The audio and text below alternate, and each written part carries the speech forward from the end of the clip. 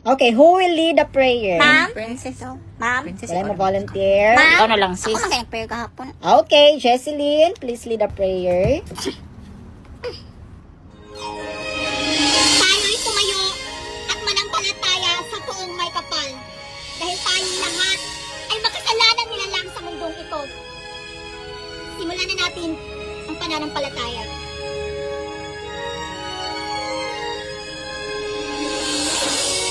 Wisdom life be kind, and righteous from above.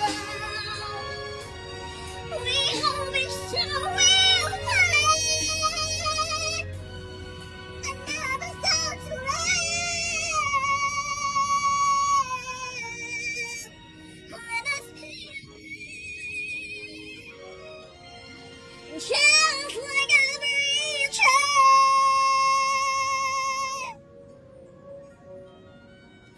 Kung ikaw man ay nakagawa ng isang pagkakamali, ay kailangan mong baguhin ang iyong sarili.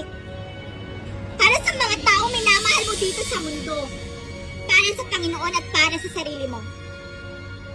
Sikapin mo na baguhin ang iyong sarili. Send to Jesus